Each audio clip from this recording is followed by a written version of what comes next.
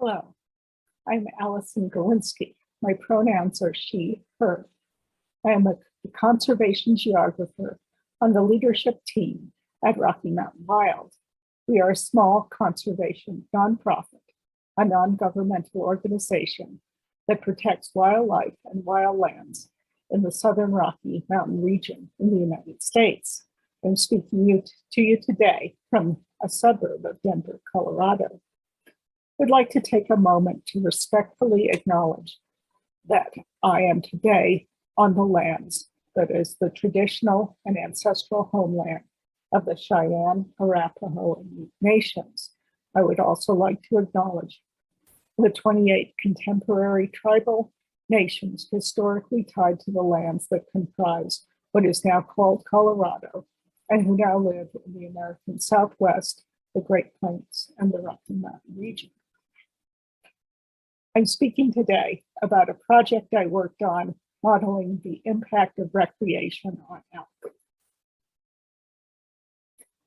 The motivation for this project is a proposal to create trails called the Mad Rabbit Trail Project.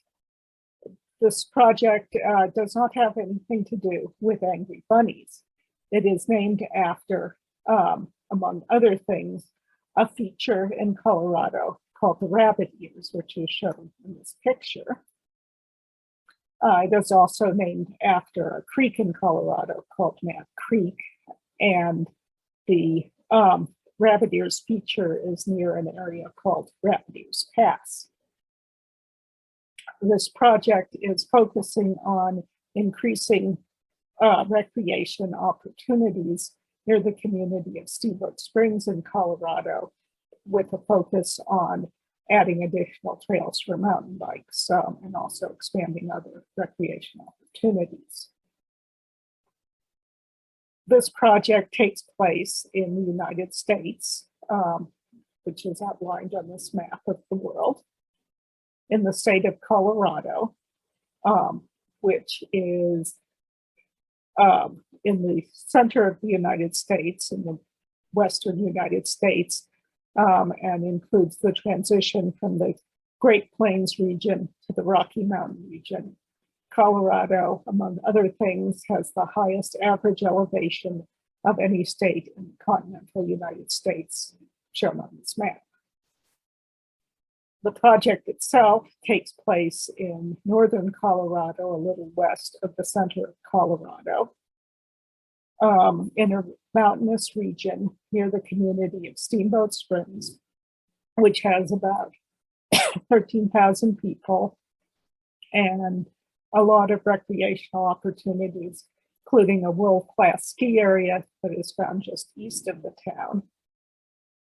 And as I mentioned, the project area is near a stream called Mad Creek, and is also near, incorporates the Rabbit Ears Peak area and the Rabbit Ears Pass, which this major highway shown on the map crosses over.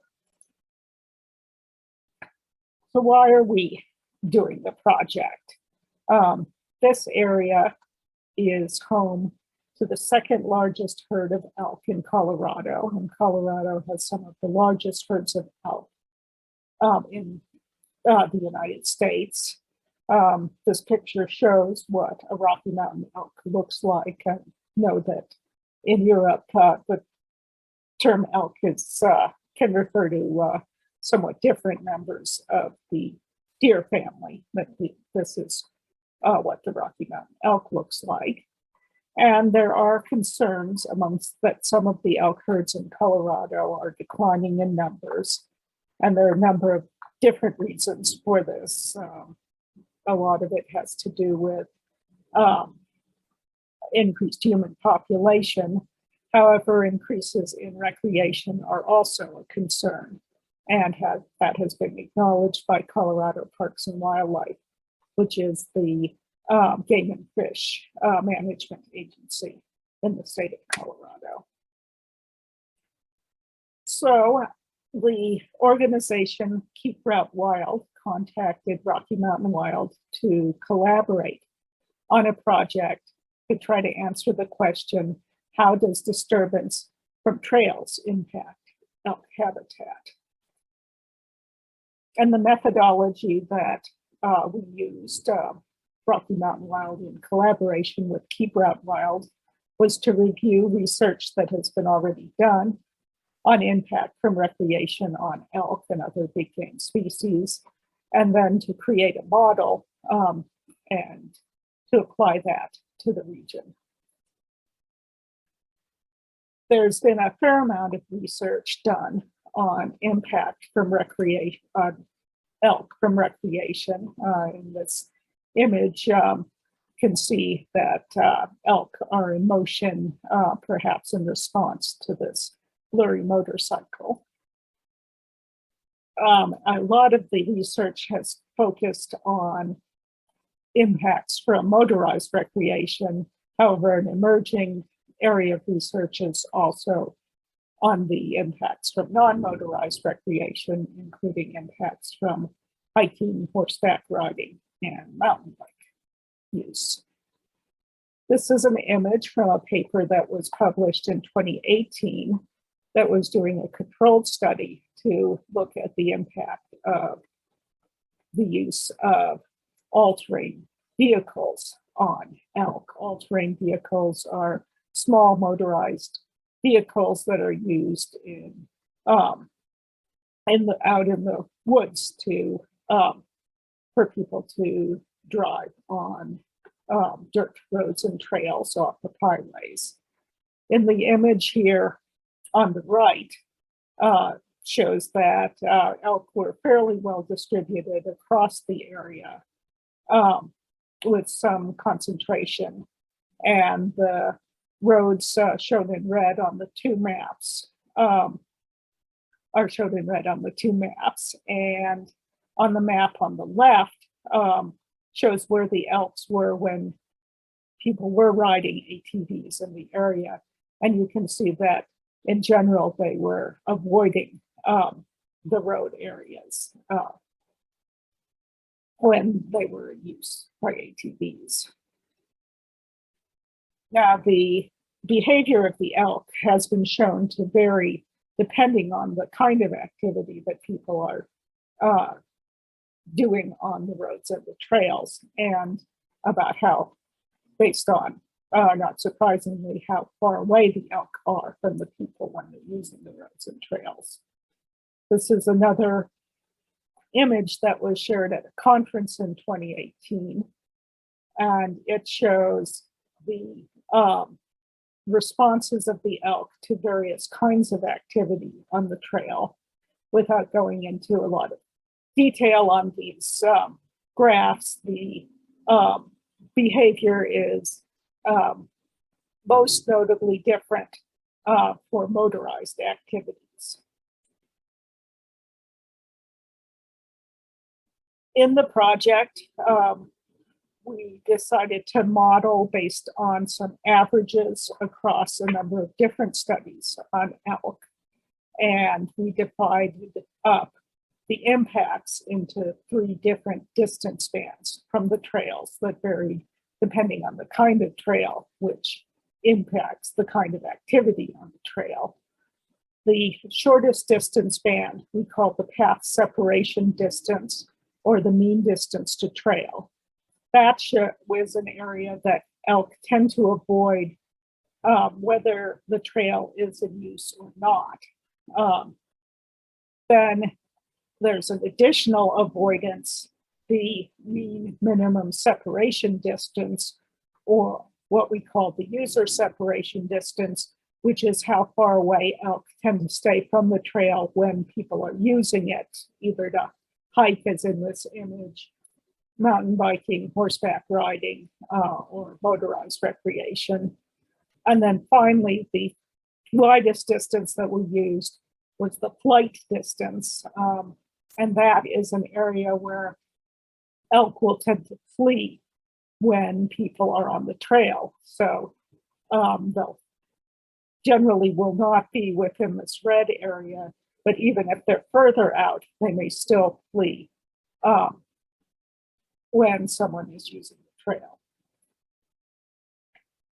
And this graphic here shows some of the figures that we used in the modeling for both the flight distance and the separation distance, or user separation distance. And one thing that was interesting in the studies is they discovered that elk tend to be closer to paved roads and highways than they are to unpaved roads and highways, perhaps because they're habituated to the sounds of road traffic on the highways, although they do tend to avoid those as well. And the results of the modeling I'm going to show you in a series of maps, and then talk about how this impacted the area that was available for the elk to use without disturbance. So this image is similar to the image I showed you of the project area, except that now it's showing where there are roads and trails. The route showed in brown are roads, and either a solid brown line is a paved road, and a dashed brown line are motorized routes that are not paved. And then the blue lines show trails and that do not allow motorized use. Solid lines allow the use of mountain bikes along with hiking and horseback riding. And then up here near the wilderness, there are a few dashed blue lines that do not allow the use of mountain bikes. And this map shows the impact from these trails on elk, even when no one is using them. All of these routes, based on locals, do get some use. So the elk are aware that they may be used, and they tend to stay at least this far away from those roads and trails at all times.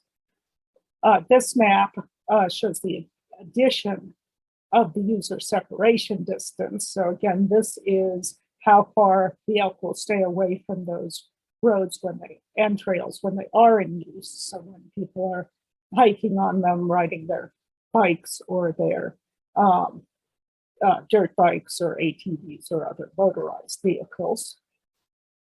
And finally, this map shows in crosshatching areas where the elk may be impacted to have a flight response or to run away when someone is using the trails.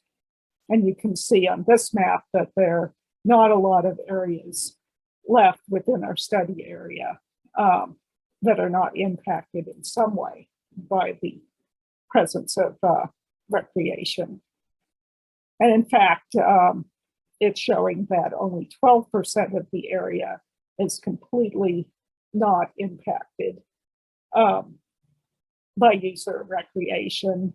A third of the area is impacted just by the presence of these trails, even when humans are not present. 60% are areas that elk will avoid when people are present on the trail, when they are recreating on the roads and trails. And 88% are areas where the elk may have a flight response when people are present. So what are we going to do next now that we've done this analysis?